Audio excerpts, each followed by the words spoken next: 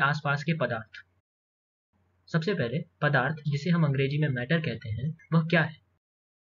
हर वो चीज जिसके पास द्रव्यमान अर्थात मास और आयतन अर्थात वॉल्यूम होता है, वह पदार्थ कहलाती है। जैसे पानी, पत्थर, कुर्सी इत्यादि। इन सब चीजों को हम अपने आसपास देख सकते हैं और इसके अलावा भी बहुत सारी चीजें होती हैं जिनको हम देख सकते हैं और जिनके पास द्रव्यमान और आयतन दोनों होता है और उसे हम पदार्थ कह सकते हैं। पर ऐसा जरूरी नहीं है कि हम हर पदार्थ को अपनी आंखों से देख सकें। जैसे हवा, यह भी एक पदार्थ है पर हम इसे देख नहीं सकते। पदार्थ कणों से मिलकर बना होता है। कणों को हम अंग्रेजी में पार्टिकल्स भी कहते हैं। पदार्थ के कण बहुत ही छोटे होते हैं, इतने छोटे कि हम उनकी कल्पना भी नहीं कर सकते। पर अगर मैं तुम्हें बोलूं कि सुई की नोक के बारे में कल्पना करो, तो कण का डायमेंशन यानी साइज इससे भी लाख गुना छोटा होता है। अब सोच सकते हो कि कितना छोटा होता होगा पदार्थों का कण। पदार्थ के कणों के कुछ विशेष गुण होते हैं, आइए उन पे एक नजर डालें।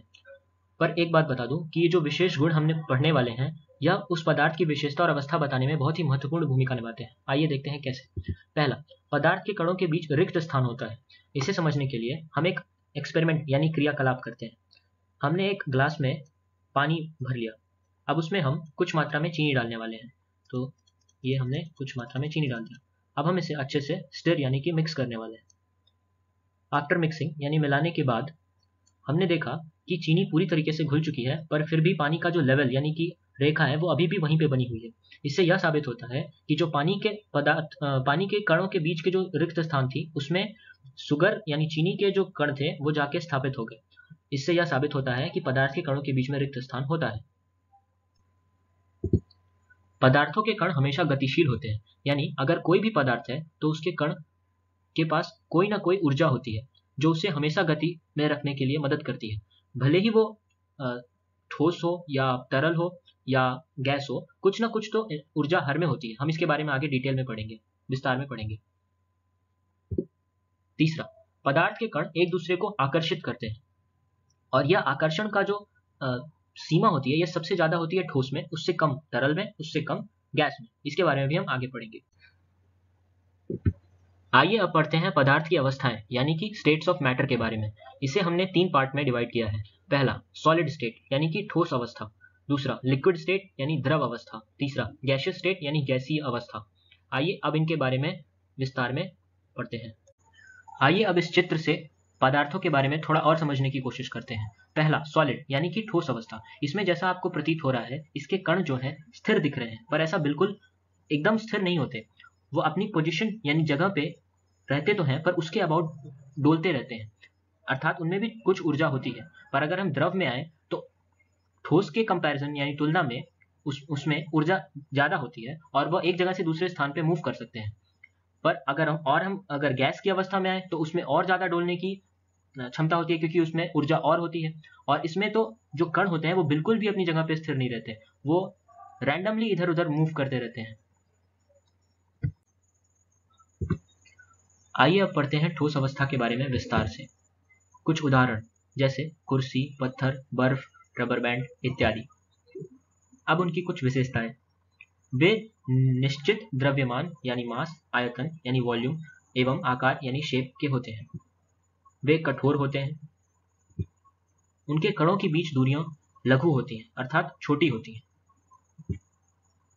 उनके कणों के बीच का आकर्षण बल प्रबल होता है। यही कारण है कि उनके कणों के बीच दूरियां लघु होती हैं और वह एक दूसरे से ज्यादा दूर जा भी नहीं सकते हैं।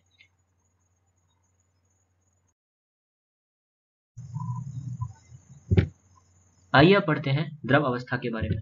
कुछ उदाहरण जैसे पानी, दूध, पारा इत्यादि। हालांकि पारा जो है सिर्फ सामान्य तापमान पे द्रव अवस्था में होता है। अब उनकी कुछ विशेषताएं जैसे वे निश्चित द्रव्यमान यानी मास और आयतन यानी वॉल्यूम के होते हैं। उनका द्रव्यमान और आयतन बदलता नहीं है। उनमें बहाव होता है। अगर हम किसी भी द्रव को एक ऊंचे स्थान से नीचे स्थान की तरफ छोड़ दें तो वो अपने आप बहता है। इनका आकार निश्चित नहीं होता, यह आप जिस भी बर्तन में डालेंगे वह उस बर्तन का आकार ले लेगा। ठोस की अपेक्षा द्रव में रिक्त स्थान अधिक होता है और जैसा कि हमने पहले भी देखा था, क्योंकि इसमें ऊर्जा ज्यादा होती है इसलिए इसके कण एक दूसरे से ज्यादा दूर तक जा सकते हैं और इनमें एक दूसरे से दूर जाने की क्षमता अधिक होती है, जिस कारण इनमें रिक्त स्थान भी अधिक होता है।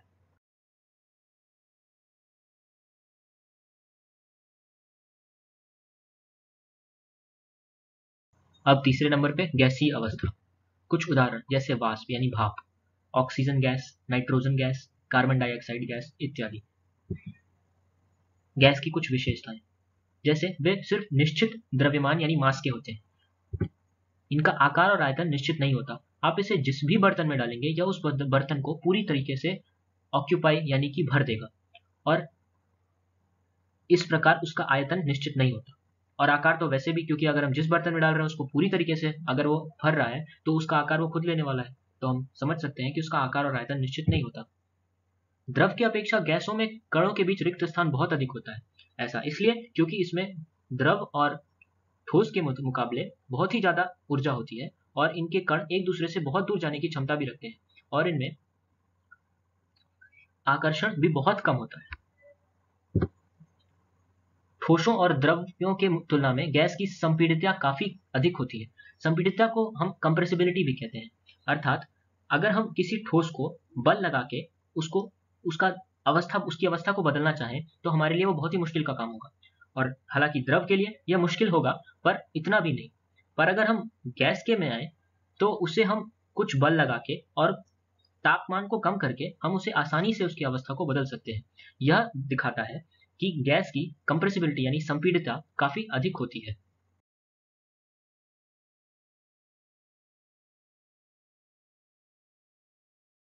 आइए अब एक महत्वपूर्ण बिंदु पर नजर डालें। गैसों के कणों की अनियमित गति के कारण ये कण आपस में और बर्तन की दीवारों से टकराते हैं। बर्तन की दीवारों पर गैस कणों द्वारा प्रति इकाई क्षेत्र पर लगे बल को गैस का दबाव कहते हैं। आइए देखते हैं। जैसे सपोज करिए ये एक बर्तन है और इसमें हमने एक गैस को भर दिया, और इस गोले से मैं गैस के कणों को दर्शा रहा हूं। ये गैस के कण हमेशा गतिशील होते हैं और इनकी गति की दिशा निर्धारित नहीं होती है। ये इधर उधर टकराते हुए गति करते रहते हैं। जैसे सपोज ये वाला कण इधर जा रहा है, तो ये वाला कण हो सकता है इधर जा रहा होगा, ये वाला कण हो सकता है इधर जा रहा होगा, यानी ये वाला इधर जा रहा होगा। इस प्रकार हर एक कण अनिश्चित दिशा में गति करते रहते हैं, जिस कारण वह बर्तन से जाके टकराते हैं और उस पर कुछ बल लगाते हैं। तो अगर हम उस बल को उस बर्तन के क्षेत्रफल से भाग दें तो जो हमें मिलेगा हम उसे गैस का दबाव कहते हैं। अगर हम उसे इक्वेशंस में लिखना चाहें, then pressure is equal to, अर्थात दबाव इज इक्वल टू बल भाग क्षेत्रफल। आइए एक नजर डालते हैं अवस्था परिवर्तन पे। सॉलिड यानी कि ठोस, गैस यानी कि गैस, लिक्विड यानी कि द्रव। तो अगर हमें द्रव अवस्था से ठोस अवस्था में जाना है तो हमें उसे फ्रीज करना होगा, अर्थात हमें उसका तापमान इतना घटाना होगा ताकि उसके कण इतने करीब आ जाएं कि वो ठोस अवस्था में चले जाएं। अब हमें अगर ठोस अवस्था से गैस अवस्था में जाना है तो उसे हमें उसका तापमान इतना बढ़ाना होगा और उसे इतनी ऊर्जा देनी होगी ताकि उसके कण इतनी ऊर्जा लेके मूव करें, इधर उधर गति करें, ताकि वो गैस अवस्था में चले जाए। और अगर हमें गैस अवस्था से अब द्रव अवस्था में जाना है तो हमें उसका तापमान घटाना पड़ेगा, जिस कारण उसकी ऊर्जा हम थोड़ी सी कम करेंगे और वो कुछ स्थिर होंगे, पर फिर भी वो कुछ गति करेंगे और उनका स्थान अभी भी निश्चित नहीं होगा, जिसे हम द्रव कहते हैं। और अगर हम उल्टी दिशा में जाएं तो अगर हमें द्रव को गैस में परिवर्तन करना है तो हम उसे बॉइलिंग कहते हैं या उबालना कहते हैं, जिसमें हम उसका तापमान कुछ डिग्री सेंटीग्रेड तक बढ़ाते हैं।